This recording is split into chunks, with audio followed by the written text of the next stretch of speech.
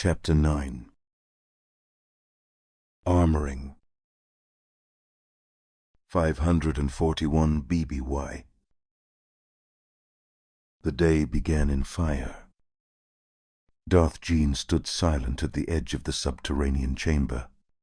Her forge, her sanctum, her crucible of will, watching as her apprentice descended the stone steps.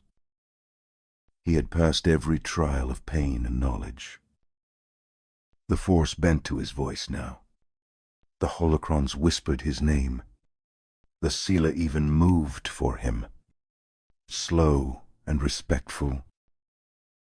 But to rule in darkness, one must be more than cloaked in shadow. He must be armored by it.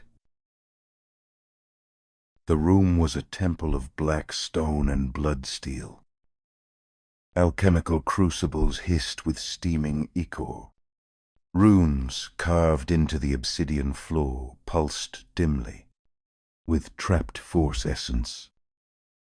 The walls were lined with fragments of Sith armor harvested from tombs, relics imbued with hate so old it vibrated when passed by. Remove your tunic, Darth Gean commanded. Slaughter obeyed, bare skin already slick with the heat of the chamber. The ritual began not with metallurgy, but with invocation.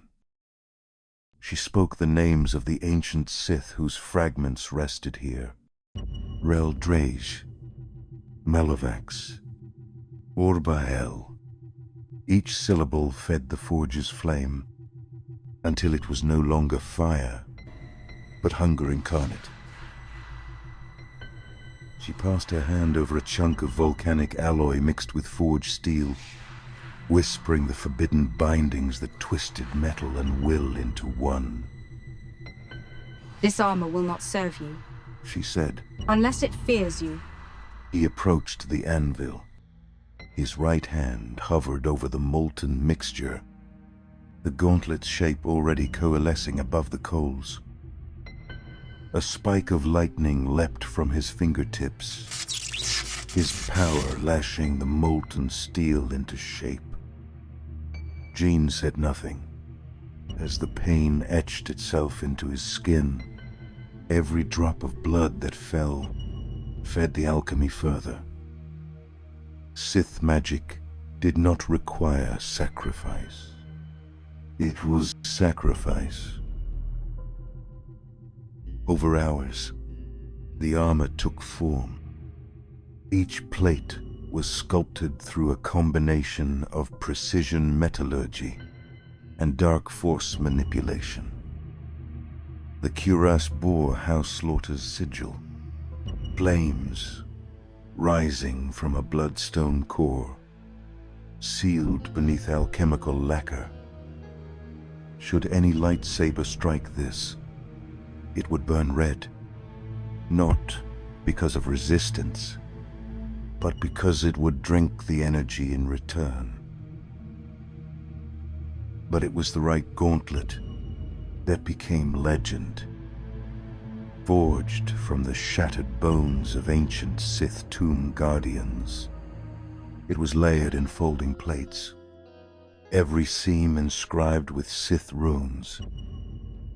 At its command, 3 retractable vibro-blades extended, with a crimson shimmer that mimicked his lightsaber's glow. They were not passive weapons. They were fed, calibrated to the resonance of Slaughter's own lightsaber crystal. If the blade bled, so would the claws. Each test of the gauntlet was an act of violence. Molten metal scarring flesh, alchemical fire hardening sinew, Force energy searing bone into obedience. Pain was not avoided. It was harvested. By the end, the forge's fire died down. Darth Slaughter stood, breathing heavy, His new armor fitted to him, like the final phase of evolution. The crimson glow of the claws faded back into his gauntlet with a sinister click. His hair hung wet over his eyes. His skin darkened with soot and transformation. You are no longer naked in the dark. Now the dark wears your name. He looked down at his hand, the weapon built into him, by him, hummed with quiet menace. No more hiding, He murmured.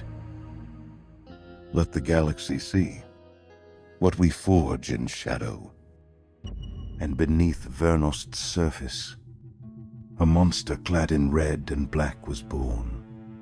Not masked, but marked. Not armored by steel, armored by will